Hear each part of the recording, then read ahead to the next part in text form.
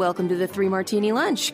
Grab a stool next to Greg Columbus of Radio America and Jim Garrity of National Review. Three Martinis coming up.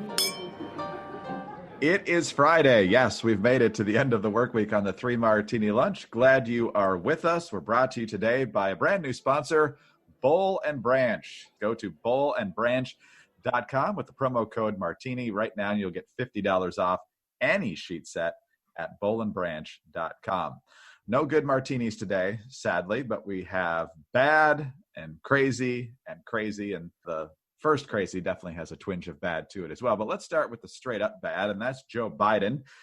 He crawled out of his basement on Wednesday, I guess this was, and basically decided that even though the Supreme Court has sided with the Little Sisters of the Poor multiple times now, and religious employers should not have to cover the cost of contraception, well, Joe Biden's decided that he's going to continue this fight, even though the Little Sisters of the Poor clearly have the public on their side here. This is the Free Beacon. Presumptive Democratic presidential nominee Joe Biden on Wednesday pledged to undo the Supreme Court's decision in favor of religious liberty for the Little Sisters of the Poor. Quote, "If I'm elected, I will restore the Obama-Biden policy that existed before the Hobby Lobby ruling, providing an exemption for houses of worship and an accommodation for nonprofit organizations with religious missions," Biden said. Just this week, the Supreme Court ruled that the Little Sisters of the Poor, a charitable religious group of nuns, could not be compelled to cover the cost of contraception for employees. Let me just mention that again. The Little Sisters of the Poor, a charitable religious group of nuns, could not be compelled to cover the cost of contraception. Just let that warble around in your mind a little bit. The Catholic group's not happy here, obviously. This is from Catholic Vote President Brian Birch. Joe Biden has removed any remaining doubt about how his administration would mistreat and marginalize Catholics if elected. So, Jim, we've also seen Joe Biden's big economic speech this week, which looks frighteningly similar to what Bernie Sanders was pushing, just with a nicer face on it.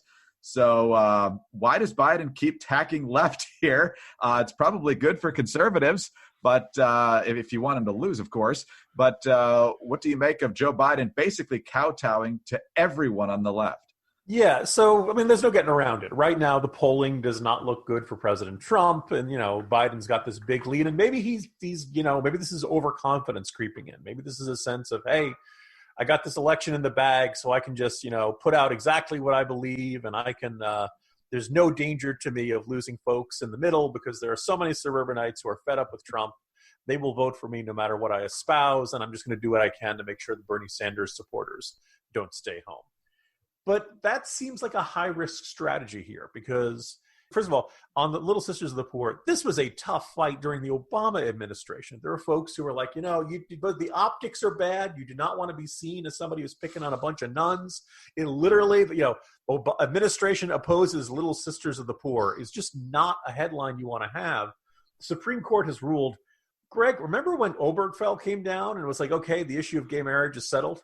Yeah, right. It's almost now it's like, the Supreme Court says we're wrong on this, but we're going to fight them anyway. No, it gets to work that way. I suppose they can try to tweak the regulations further and all that stuff. But most, folks who feel like they're looking for the most maximizing their appeal would look at that and say, you know what, when I take office January 20th, this country is going to have a lot of issues. I may get to readjusting that policy or not. It's going to be, punt on the issue, right? Kick the can down the road. Don't get into this fight and say, as your president, I, Joe Biden, will show those nuns who's boss. It's just not where you want to go. And on the economic issues, and it's look, we're still a ways from November. There's less time left than the, Trump campaign would probably like, but you can now see that if Biden were to blow this is what would do it.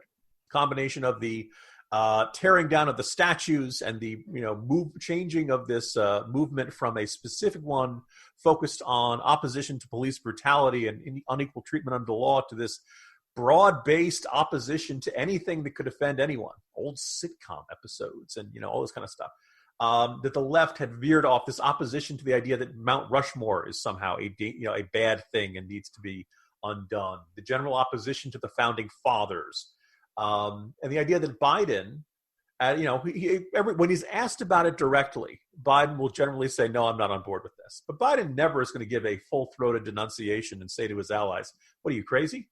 He's never going to be the guy who does this. And he's always going to be the guy who's trying to find a happy medium. And the problem is that as the left fringe of the Democratic Party goes further and further to the left, because Biden wants to be the grand uniter of all Democrats, he himself is going to drift out further and further to the left.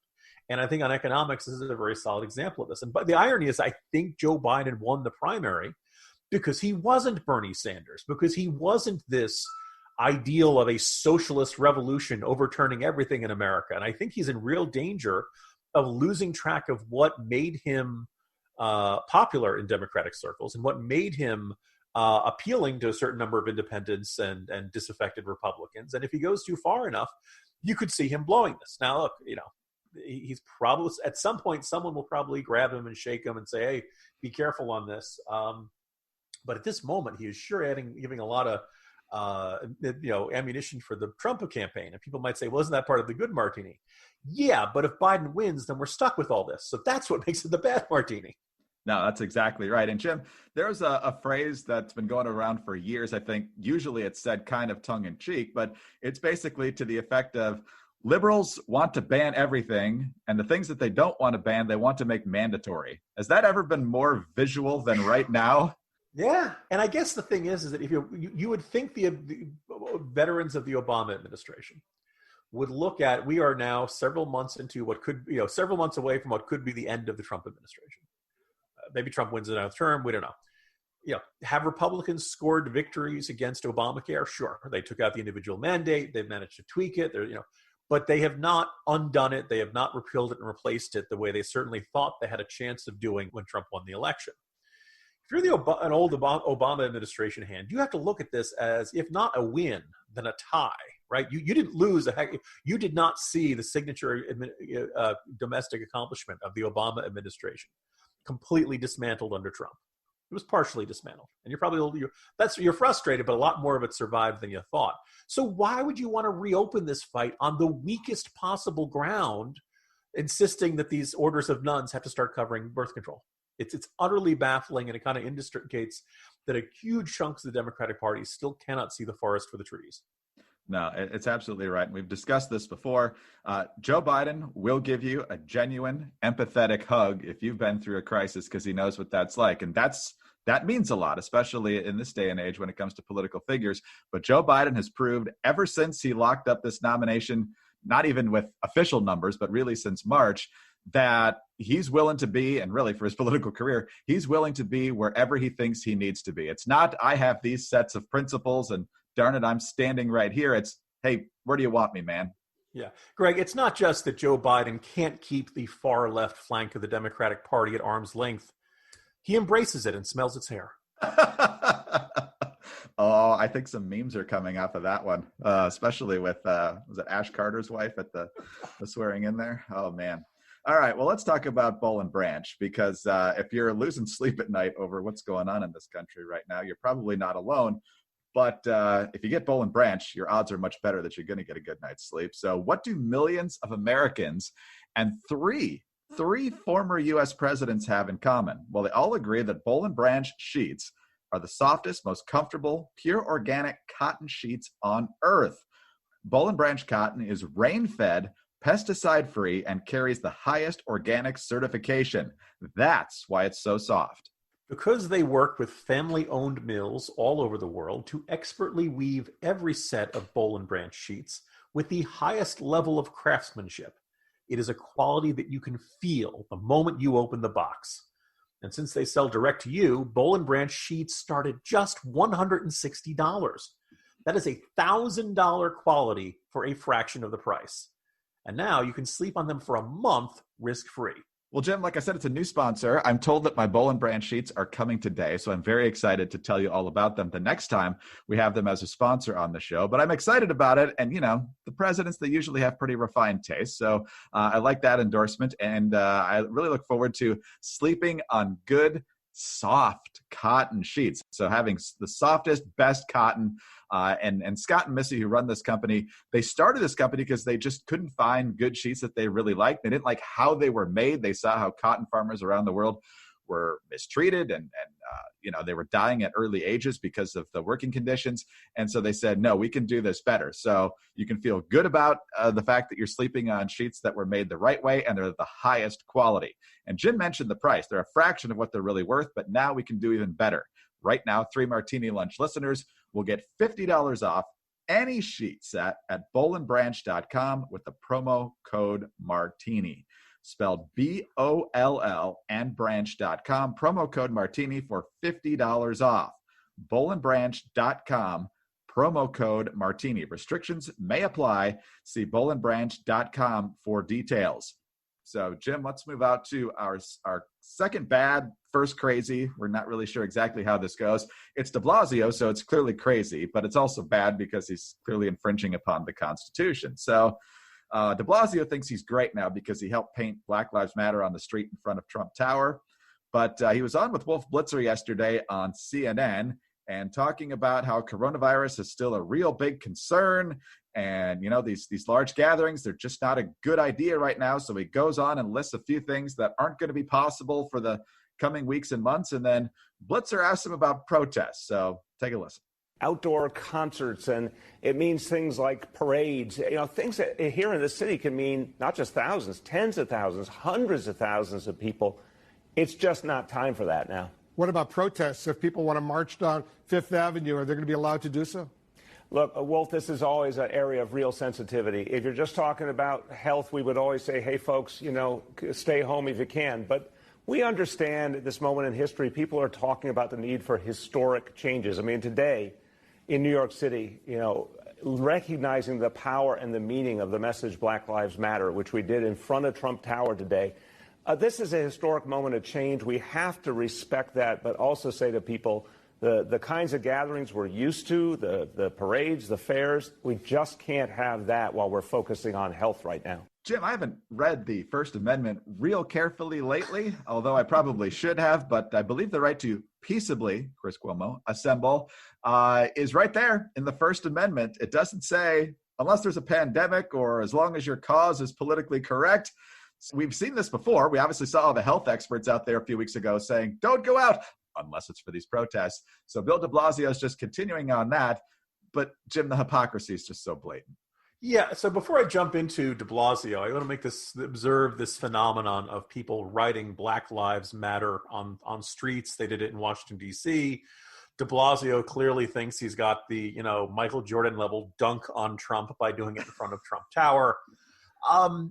I was just thinking about this, though, Greg. When you write something on the street, what do people then do after you're done painting it? Walk or drive on it. Right. And so it's going to look really nice the first day. You look and say, wow, look at that. Big, bright yellow letters, Black Lives Matter. What a great message. In a couple of weeks or a couple of months, that's going to look not so great because you've had endless amounts of car tires and people's feet on it.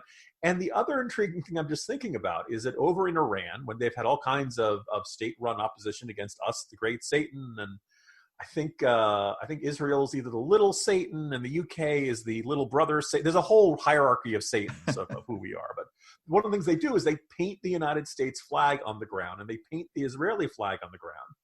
And the message is you're supposed to step on it. It's supposed to get dirtied up by your feet. It's supposed to get dirtied up by human activity.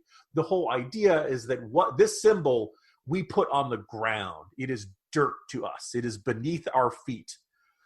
I assume that's what no one wanted to set that signal regarding Black Lives Matter by painting it. But I kind of wonder if this trend towards painting a large message on the ground is necessarily as effective or will end up having some sort of some odd symbolism that they didn't necessarily intend. But anyway, so that's what Blasio's decided. The idea, we are banning all large gatherings except for this one. Besides the fact that it's ipso facto unconstitutional, all restrictions on speech that the past precedent of the Supreme Court is if you want to have any kind of restriction on a speech, it's got to be content neutral and it's got to be strictly tailored and you got to be treating everybody equally. And so it's one of those things where, like, if you want to require somebody to get a permit to hold a protest in a park, Well, you got to do all the groups. You can't say it's only in effect for some groups and not others. You cannot have a tougher or more delayed process for one group because you don't like what their message is and all that kind of stuff. There's no way this survives judicial review. But the other thing that's kind of as bonkers, the idea that these types of gatherings will not be a risk of spreading the virus, but all other gatherings will be is the second dumbest idea I've seen than the idea that curfews are the solution, because, Greg, apparently the virus doesn't work at night. Or it doesn't work during the daytime or something. Yes, there's a little bit of an effect of sunlight, arguably. But it is kind of this idea of they want the behavior of the virus to fit their preconceived political notions, which are gatherings for causes that I support are good, gatherings that for causes I oppose are bad. And the only thing I can think of, Greg, like I mentioned this yesterday in passing, but now I really want to see it. I would recommend, no one's asked me, and they can do whatever they like, but if the Orthodox Jews of Brooklyn feel like they are being really unfairly targeted by Bill de Blasio, I think they have a strong argument for that, they need to start holding outdoor religious services in honor of George Floyd. And then just watch Bill de Blasio's head explode as he tries to figure out what to do. Not a bad idea. Just to follow up on a couple of quick points you made. First of all, I saw a story on Twitter, I think it was in Vancouver, Canada, where folks had painted a rainbow flag on the street, and then someone drove over it and there were tire marks. And now the police are literally looking for the car and the people that did that because, tire marks were left on the street, Jim. It's amazing. How could that happen when people painted in the middle of the street? I don't know. And then if you really want something to stick around, there's canvas. Paint it outside, even a mural, even a wall, people are much less likely to step on it. It's kind of like hearing that some of the world's great sculptors have decided to make some of their finest work out of sand as the tide is coming in. But my favorite part of this is Wolf Blitzer, who's doing the interviewing here. And of course, he could say, well, isn't that unconstitutional? Don't people have a right to gather? Isn't there a risk of just as much of a risk of infection with these protests as with other demonstrations? But no, Wolf Blitzer says, well, what about the U.S. Open? Because I love tennis. And the clip I saw didn't get to de Blasio giving an answer. But if that's your reaction to selective enforcement of the First Amendment, Wolf Blitzer is about ready to join Lemon and Cuomo, I think, over there in the category of people whose brains aren't fully functioning at CNN. It's one of those things. The only thing I can think of, Greg, is that Blitzer is thinking about his next mission for the Impossible Mission Force. And that might be the, whereas his mind may have been elsewhere, knowing he might have to sneak in undercover. Wow. Well, I wonder if he asked de Blasio to stand by or anything like that. That would be important. All right, let's move on to our final martini. And speaking of sports, not just the U.S. Open, but a lot of things are in flux. Major League Baseball, of course, had a huge labor fight. I think they're headed towards a 60-game season, but with more coronavirus positive tests, that seems to be in flux. The NBA's headed to this bubble in Orlando, but some people are going and some people aren't. And who knows how that's going to turn out. But everybody was hoping that by the fall, the NFL would be in place, but and college football as well. But now that is seeming to fall apart as well. It's not happening quite as quickly as that whole domino effect of sports cancellations back in March, but we're starting to see the tea leaves here. Let's go to USA Today first. The Big Ten Conference's announcement that its schools are limiting any fall sports competition to games against conference opponents will have financial ramifications, not only for Big Ten schools, also for schools across the country, especially Mid-American Conference, because that's the cannon fodder conference for early in the season for the Big Ten, your Central Michigans, Toledos, Bowling Greens, that sort of thing. So they're very unhappy about that because they get huge checks for getting crushed in September. So now there's even more than that. You've got other athletic directors saying, I think this is a tipping point. And then there's the SEC. Paul Feinbaum is the SEC guru over at ESPN. He wants to know why we're even thinking about playing football. Here's what he said on ESPN. Forget talking about whether we will play a college football season. Give us a reason why you should play a college football season. Tell us why it's worth all this effort. And by the way, you're not allowed to say, if we don't play, we'll go broke. That's what this is about. This is a money grab because I think if money was not an issue, some of these decisions would have already been made, like what they did up in the Ivy League. But right now, this is a house of cards. And finally, Jim, if that wasn't enough, let's go to the NFL. According to the NFL Network, the NFL has proposed that players put 35% of their 2020 salaries in escrow to help account for the fact that there's going to be significant revenue losses this year due to the lack of fans paying for tickets to games. The players are literally laughing at this in their tweets with their different emojis, saying anything of that sort has got to be collectively bargained. So we're probably headed to another massive labor fight there. So the bottom line here, I guess, is, Jim, I don't know if we're having sports anytime soon. And given how woke the leagues are, I'm not sure a ton of people on the right are going to miss them if they're gone.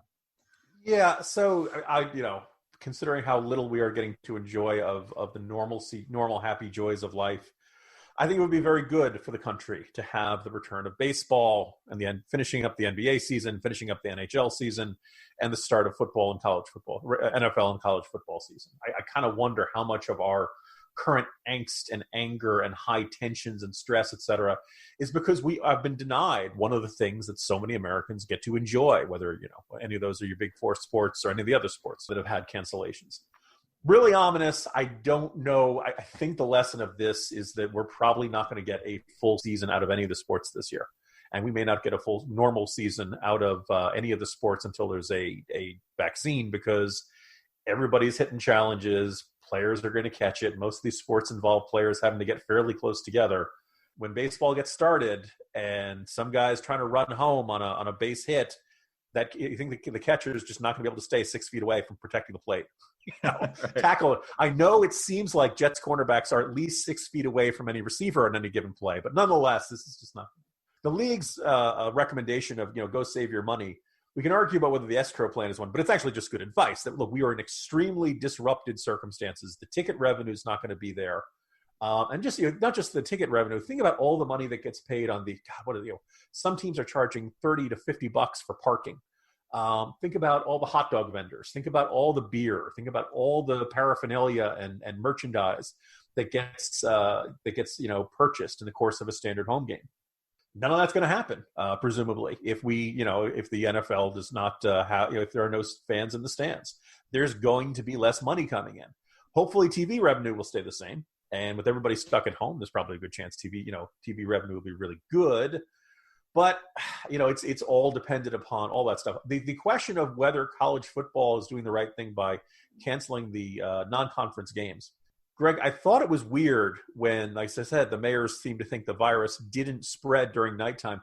Is the idea that the virus only spreads at non-conference games, but conference games it's going to stay away? Somewhere there's a little floating virus saying, "Whoa, wait a second! Right, this is a huge game. This is for the Big Ten. I got to stay away from this one." I'd love to see sports continue. But one of my corner posts yesterday made the observation that all of these school boards, including in my neck of the woods, are struggling with trying to figure out how to put together a plan to get kids back into the schoolhouse in some capacity come September. And the thing is, whether you're in Fairfax County like I am, wherever you are in the country, you just don't know what the circumstance is going to be in your community come September. So if there's a very low amount of cases, plans that involve distance learning are going to look kind of ridiculous because nobody's getting it around here. We're in good shape. Or you could say, all right, here's our plan to put kids back into the school. And if there's a big outbreak going on, it's going to, a lot of parents are going to say, whoa, I'm not sending my kids to school. So it's kind of the same circumstance for the sports leagues, trying to account for what kind of procedures would be safe and what kind of activities they're going to be able to do 2 months from now, because we just don't know what the circumstances are going to be in any given place at that time. So we'll see how things shake out, but I don't envy those who are trying to make these sports games occur sometime in the fall or in the next coming month, because we're dealing with a situation that is always changing. And there's two things I think are worth pointing out here. One is the eye roll of everyone who doesn't cheer for Notre Dame, because if all the conferences go down this road, Notre Dame's one of the few independents and certainly the highest profile one, and people are thinking, well, what's going to happen to their season? Yeah, those of us who don't cheer for Notre Dame don't care. But I want to go back to Paul Feinbaum for a moment, because one of the things he said there was, let's not talk about whether we can have a season. Let's talk about whether we even should. And you got to give me a good reason, and it can't be about money. Well, let me tell you something, in case you didn't already know, especially at major universities, the football program pays for everything else. Men's basketball might help a little bit, but everything else, and especially with all the Title IX, making sure there are an equal number of sports for the women as for the men, almost all of that is paid for by the football program. So if football goes under for a year, your other little sports are going to have a real big problem. Absolutely, Greg. We can argue about whether this is a good system for America's universities. We can argue about whether certain universities have effectively signed on to become the de facto minor league team for the NFL or the National Basketball Association. But regardless of whether you think it should be this way, this is the way things have been. And if you take away all of that revenue, all of a sudden these universities have a giant hole in their budget. They thought ticket sales and, as I just mentioned, the paraphernalia, the beer sales, the hot dog sales, all that other stuff is going to, luxury boxes, right? All the revenue that comes in from that will not occur, and that creates another giant hole in it. Now, some of us might say, this is one more reason, a higher education system is unsustainable. But in the short term, these school, whatever you think of college sports, the money it brings in probably helps a lot of stuff you do like. I blame the Ivy League. They canceled all their fall sports earlier this week. And of course, all the people in the media love the Ivy League, so they must be the smart ones. So everybody's got to follow suit. Well, I was about to say, there was a lot of coverage of the decision of the Ivy Leagues, I noticed, in the Casella corridor. Man, oh man, Shocking. It's amazing how this little bubble just keeps perpetuating itself. Jim, on that cynical note, let's check out for the week. Hopefully we've got some good martinis on Monday. See you Monday, Greg. Jim Garrity, National Review. I'm Greg Corombos, Radio America. Thanks so much for being with us today. Don't forget our great sponsors over at Boll & Branch. Right now, you can get $50 off any sheet set at bollandbranch.com with the promo code Martini. bollandbranch.com, promo code Martini. You will love Boll & Branch, and you should give them a try. So check us out. Subscribe to the podcast if you don't already. Leave us a kind review with 5 stars. Also, get us on those home devices. All you have to say is play 3 Martini Lunch podcast. And please join us on Monday for the next 3 Martini Lunch.